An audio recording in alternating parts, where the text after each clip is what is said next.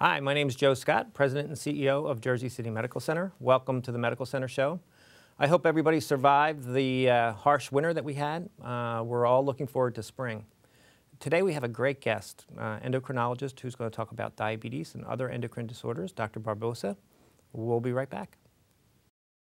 Newport, the luxury waterfront community on the Hudson River, offers a quality of life you deserve in 10 high-rise rental towers with amenities such as the on-site Newport Path subway, light rail and ferry service, Newport Town Square, 3 playgrounds, dog run, upscale restaurants, retail giants like Sears, JCPenney, Macy's, and Target. Morton Williams Supermarket is just outside your front door.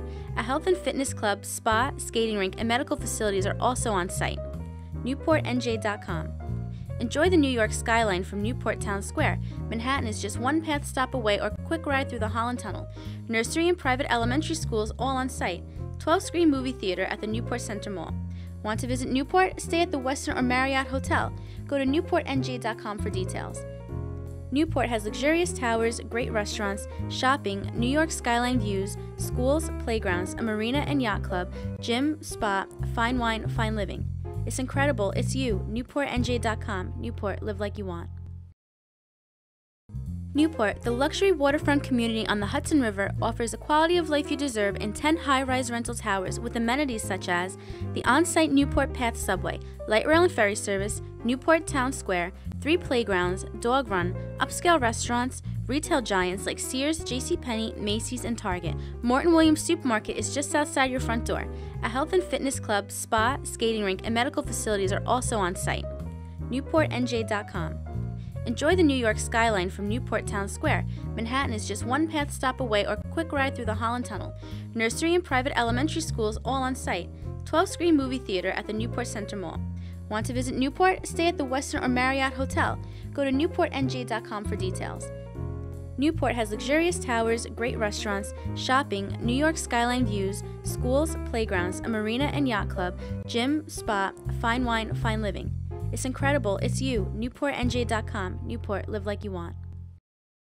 Seeing the ER doctor at the Jersey City Medical Center has never been easier. If you're sick, you just click. Go to libertyhealth.org, and here's how it works. Click Skip the Wait. Select your time and check in now. Enter your symptoms, your personal information. Click Proceed to Confirmation, and the doctor's waiting for you. The Jersey City Medical Center. Make Hudson County's #1 hospital your first choice. Welcome, Dr. Barboza. We're so happy to have you not only on the staff of the Medical Center, but here on our show today. Tell us a little bit about yourself, your training, kind of where you are in Jersey City, and kind of what some of the new things are in endocrinology. So thank you so much. So I'm originally from Colombia. Okay. I went to medical. I'm from the Caribbean coast of Colombia. All right. So I moved to the States back in 2006, and I started my training. So I did internal medicine at Lincoln Hospital in the Bronx, in New York City, and then since then I've been living in New Jersey. So I moved to Vermont for 2 years to complete my fellowship in endocrinology and metabolism. So I have been back in Jersey since 2012. Okay, so not only did you do endocrinology, but you also did metabolism. So you deal with eating disorders and obesity? So typically it's a combined program, I would say. So during the 2 years of my training, I was doing also basic research while I was training in endocrinology. So I would say all of the programs in the States combine both endocrinology and metabolism, diabetes and metabolism. Wow.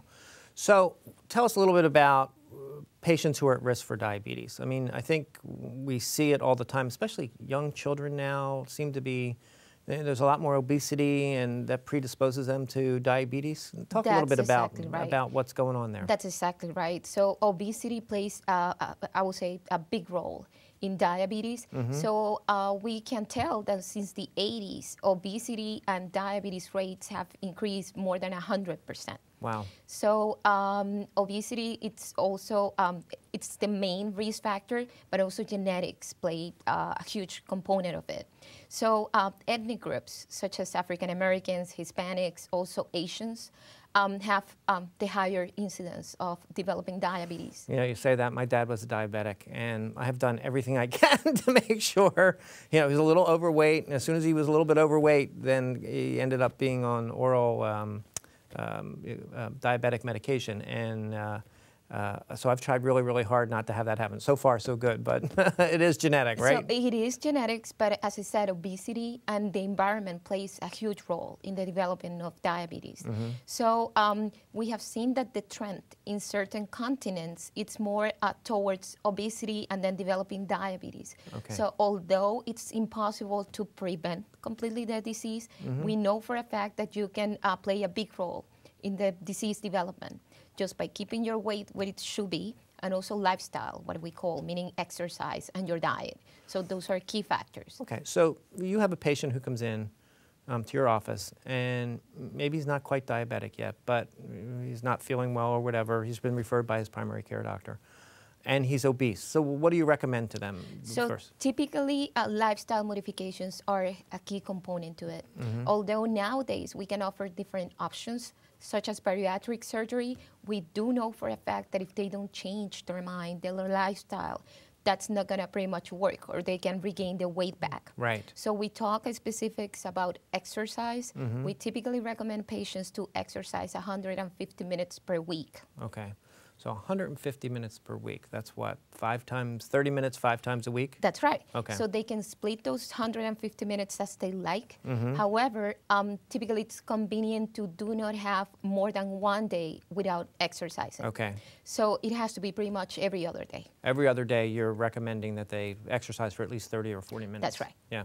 And it doesn't have to be strenuous, right? They could start with walking or... No, actually walking, it works really good, especially if when patients are overweight, they could have also knee problems. Right. So we recommend patients most of the times to avoid running, especially if they are not used to exercising. Right. So cardiovascular exercise, meaning joining an aerobic class, or just walking should be more than enough.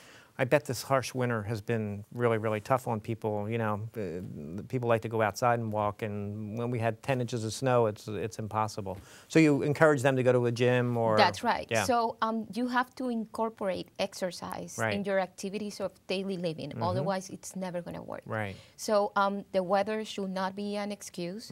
So pretty much I tell my patients there are no excuses to exercise. So even if they, you know, stand in place and raise their legs at home, it's still getting the exercise. Exactly. Just walk around, take the stairs as opposed to waiting for the elevator. So those activities are going to play a huge component of your diabetes management and obesity management. Sure. So of the patients that come in that you see who might be, I guess they call them pre-diabetic. That's right. You know, they're not quite diabetic yet, but you can see if they don't change their lifestyle, they're going to have a problem. So after you counsel them, what percentage of patients do you think actually don't go on to diabetes, and because of exercise and diet modification, they can prevent it? Excellent question. So there are medications that we can give to patients that are in the pre-diabetes range. However, medications that are excellent, pretty much, that we know that protect their heart and also to some extent protects the pancreas, which is the organ responsible for insulin production.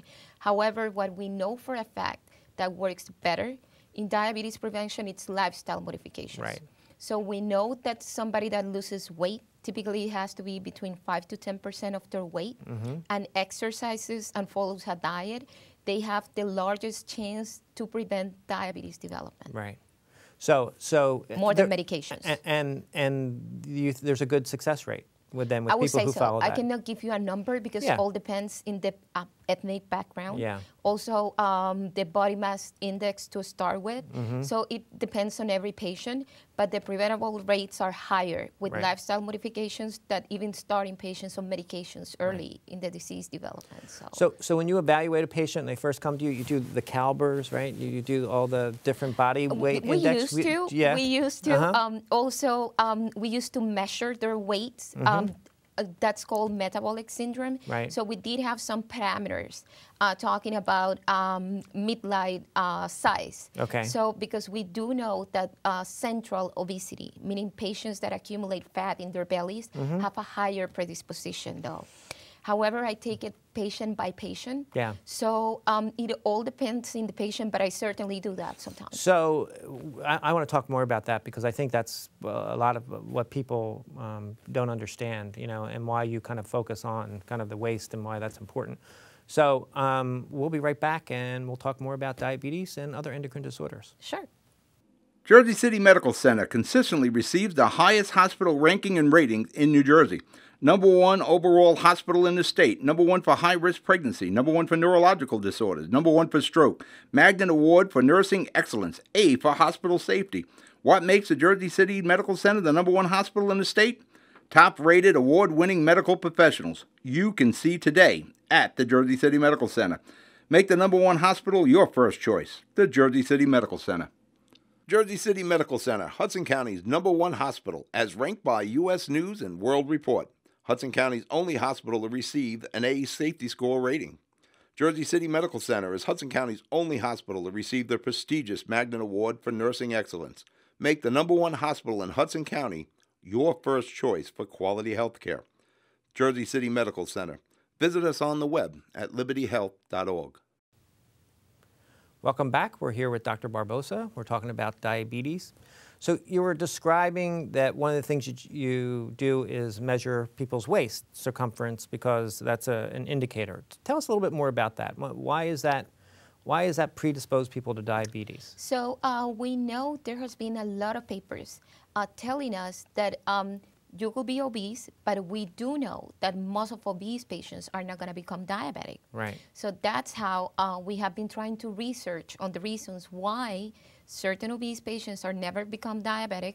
On the other hand, some patients with a BMI or body mass index or weight that it's not that severe, they never develop the disease. Right. So one of the factors that we found is that patients that tend to accumulate fat in their bellies develop what we call insulin resistance. Oh, okay. So insulin, it's the hormone in the body responsible or handling your blood sugars pretty much. And insulin comes from your pancreas? That's right. Okay. And so when you eat sugar, the insulin gets released and that lowers your blood sugar. That's the normal response. Right. However, diabetics have a problem with that. Okay. So they have a problem with what we call first phase insulin response. I see. Meaning that when they eat, they're not able to compensate their insulin production at some point, though, in their lives. All right. So early in the disease development, what could happen is that they make too much insulin. Oh. But then after a while, the pancreas gets tired, and that doesn't happen anymore. So at some point, most of the patients with diabetes or with type 2 diabetes are not going to be able to keep up with the insulin production. Wow. What are some of the signs and symptoms of diabetes? What will people notice that might prompt them to come to you? Sure. So drinking a lot of water. Okay. Also urinating a lot. Skin infections. In women, vaginal infections. Oh, wow. And also weight loss actually could be a sign of diabetes. Really? Or untreated diabetes because you're losing a lot of water. Oh. And remember that we are more than 60% water. Right. So, and so that's why you constantly have that thirst. You feel like you have to keep drinking. That's right, because when you are, that's what we call osmotic diuresis. So when you are, in a concentrated environment, when you have too much sugar in your system, you respond to avoid becoming dehydrated. Okay. So that's why that's one of the common symptoms of untreated diabetes. Wow. So thirsty, urinating a lot, and infections. Wow. And also, there are a few signs of insulin resistance, which we see a lot. One of them is developing skin tags, actually. Oh, really? Typically happens around your neck and in your armpits, and also a darkest decoloration in your skin or hyperpigmentation around your neck. Right. So skin tags are a sign of diabetes? Actually, yes, it could be a sign of diabetes. Wow, that's pretty amazing. That's I never ever knew that. I never knew there was association with it. That's amazing. So patients, you know, we talk about diet and exercise, and that really becomes important. A lot of talk lately about, you know, limiting the fat in your diet. But when that happens, doesn't that provide more sugar for people? I mean, when you try to get them to, you know, everybody thinks low fat's going to help me lose weight, but sometimes that's a lot of sugar, right? That's right. So the excess of fats go into the starch metabolism. Right. So typically, when patients have diabetes, we do have specific recommendations not only in the carbohydrate intake, but also in the fat intake. Because as you said, some of these fats are going to go into the starch metabolism. So they're going to become sugar pretty much. Right, so you don't necessarily recommend a low-fat diet. You have actually a balanced diet that you recommend? So actually fats are one of the food groups that gives you more calories. Okay. So you cannot live, I would say, permanently on a really low-fat diet. Right. It's not healthy, especially in women. They do need fat to make estrogens. Who do low-fat diets sometimes gain weight, right? That's right. Yeah. So again, the diet should be part of your daily living, something that you can keep up with. Right. So if I make you a low-fat diet or a really low-starch diet, you're Right. going to lose weight, Right. but you're not going to be able to keep that up the Right. rest of your life. Right. So that's why they don't work. For patients that are most successful in your recommendations, I mean, in terms of diet and exercise, do you find that they try a variety of things to make that happen? Because, you know, it gets That's right. boring, right? I mean, you go to exercise, you just go walk every day, it's like boring. All right, maybe I'll go to aerobics class, maybe I ride a bicycle. Yes. But it seems to me like if you don't mix it up, you're going to have a hard time, right? That's right. So typically they follow a pattern. So patients that are successful losing weight, one, they eat breakfast. Second, they go to support groups. Right. So that's why all these diets that we can find in the market are really successful. Right. Most of them have either weekly meetings or monthly meetings. So those patients that go to support groups are typically more successful. Oh, okay. So mixing it up and support groups. That's right. So do we have support groups in the area? Yes, we do. Okay. So we have a diabetes education group. Right. They have typically monthly meetings. Okay. And then, at the medical center. That's right, Right. at the medical center.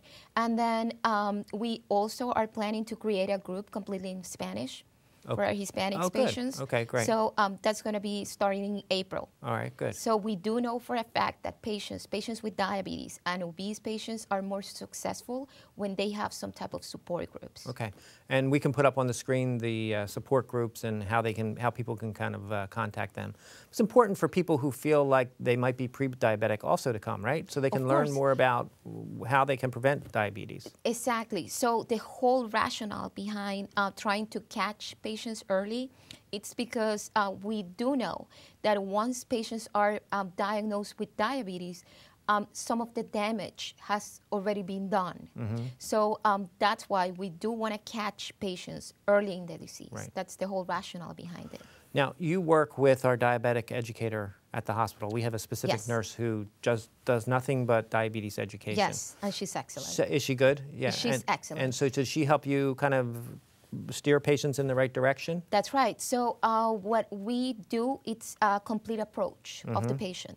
So we work as a team. Right. So we discuss patients between the two of us. We manage the patients pretty much together. Oh, you do? Yes. And so she'll kind of do an intense class with them, right? And show them kind of really what's important in terms of diabetes and understanding diabetes? That's right. So teaching, it's actually a key component of diabetes management. Right. So it's a lot of shock for patients coming to the hospital and being diagnosed with diabetes or heard these terms for the first time. Right. So we do want to start teaching these patients as soon as they come to the hospital. Right. And it would seem to me that team approach makes a big difference for the patient too, because sometimes you're obviously the doctor and you're very, very busy, but having a diabetes educator in the hospital who they can call and kind of follow up with makes a big difference, I'm sure. That's for patients. right. And also... and I know she's very friendly. Yes, she is. And then and she has a lot of experience with diabetic patients she and does. insulin management too. Right. So our plan is to create something called a diabetes line or a blood sugar line, meaning that the patients, when they have been discharged from the hospital, they're going to be able to get in touch with us. Okay. So it'll be like a hotline that they can call and any questions that they have. With any type of emergencies or questions that they might have. Right. So that's our plan. Okay, great. We'll be back to talk more about diabetes in 1 minute. It takes more than a state-of-the-art medical facility to make a great hospital. It takes a team of dedicated medical professionals. That's the Jersey City Medical Center, Hudson County's #1 hospital.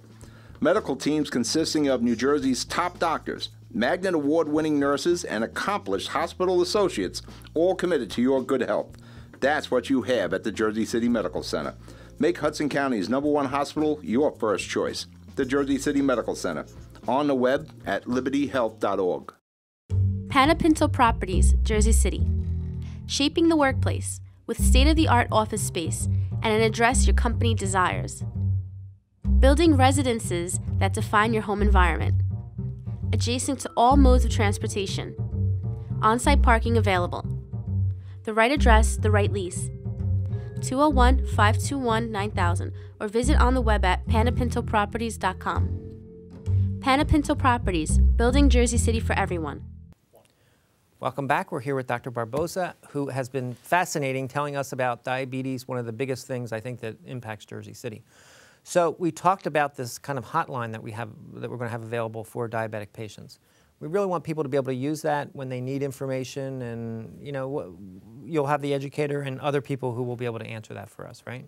That's exactly right. So we would like our patients to keep following up. Right. So one of the ways that we have to prevent readmissions to the hospital or all these bad complications related to diabetes, it's better blood sugar control. Right. So how are we going to be able to do that?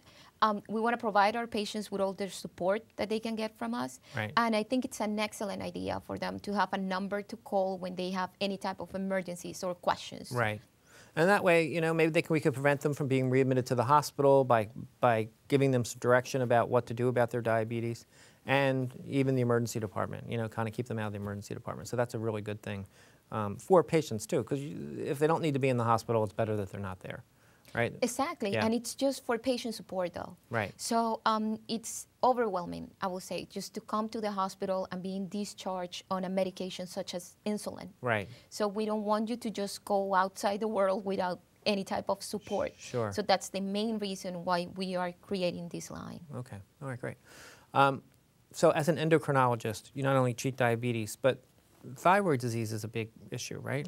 That's right. Yeah, and that's something else that you do. Yes. So Okay. as endocrinologists, we treat pretty much every hormone or Okay. gland in your body. All right. And thyroid, it's one of them. I would say one of the most important ones because it's in charge of the metabolism. Okay. So especially type 1 diabetes goes along with thyroid disease because really? both are autoimmune diseases. Okay. However, we do know that patients with type 2 diabetes have an increased risk of having thyroid dysfunction. And actually part of the follow-up of patients with diabetes is to have their thyroid check. Okay. So we do know that especially females and after the age of 40 do have a higher incidence of thyroid disease. And so the thyroid disease could actually impact or predispose people to diabetes, or is the other way around? No, it's actually both could be autoimmune diseases. Oh, I see. So So they kind of go hand in hand. that's right. Wow. And we do have, it's rare though, but if you have a serious thyroid condition, this could significantly impact your metabolism. Right. Patients with an undertreated low thyroid could potentially gain weight. Wow. And this could, at the end of the day, affect their diabetes management too. Huh. So they go hand to hand, I would Right. say. Right. How do you normally diagnose a thyroid disorder? It's pretty much a blood test. Oh, it is. So Okay. physical exam, also we will be able to diagnose patients with an enlarged thyroid gland, but most of the times we screen patients with a blood test on a Okay. yearly basis. Oh, on a yearly basis. Yes. And then is it hyperthyroidism or hypothyroidism? It could be either one. Either one. It could be either one, but actually hypothyroidism, I would say that it's more common in patients with type 2 diabetes. Okay. And how do you treat that? So we treat it with hormone replacement.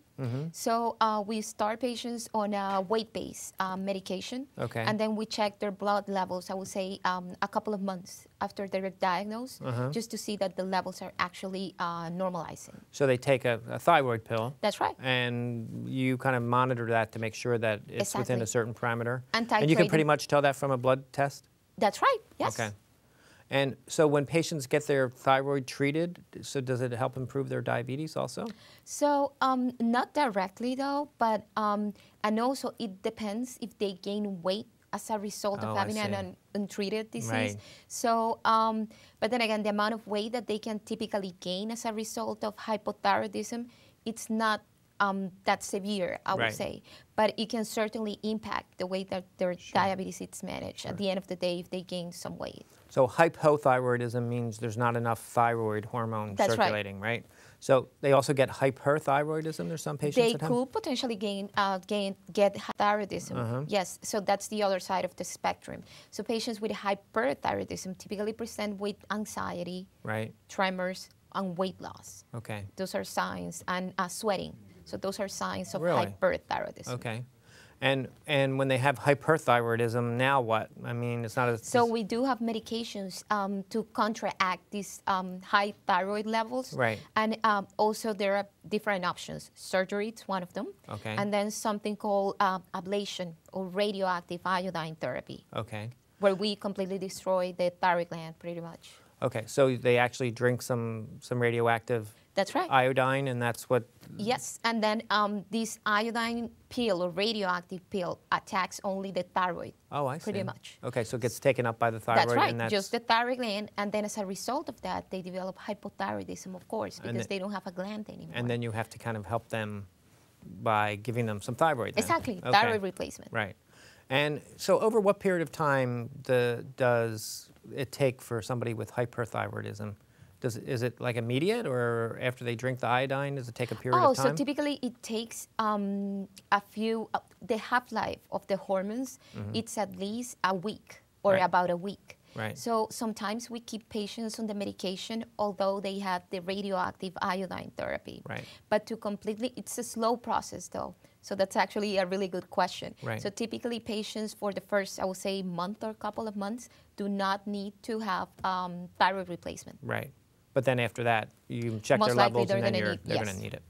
So where is your office? So we have a few satellite offices. One of them is at Hoboken. Okay. And one is in Warren Street in Jersey City. All right, down in Paul's Hook. At the Paul's Hook Health Stop? Yeah. Okay. And the other one is across the street from the hospital at the medical office. In the Christie Kerr Medical Office building. That's great. So you have 3 convenient locations for people. They can make an appointment with you if they're concerned about diabetes or any kind of endocrine disorder. Typically, does their primary care doctor refer them to you, or do you sometimes have patients who just call you directly? It depends on the insurance, but I do get a lot of self-referrals. You do? I do. Okay. All right, and they can just call your office to make an appointment? Of course, they can call any of my offices. I'm more than willing to see any type of endocrine disorders and obese patients, because I'm also doing an obesity fellowship. Oh, you are? So yes, as part of the American Bariatric Surgery Association. Okay. So I'm more than willing to see any type of endocrine disorders, and it would be my pleasure to see any of the patients. And so when you say you're doing an obesity fellowship, you're actually trying to help patients who are obese get to the point where they're not diabetic or... Exactly. So I believe in prevention, pretty much. So I don't want to wait for the obese patients to come to me because they already have diabetes. I do want to catch these patients on time before all these complications will happen. Sure. Well, Dr. Barboza, thank you so much. You've been great. You've given a lot of great information to our patients. I hope you enjoyed our show today, and please, if you have any kind of endocrine disorder or diabetes you're concerned about, obesity, Dr. Barboza is your doctor. Thanks for joining us this week.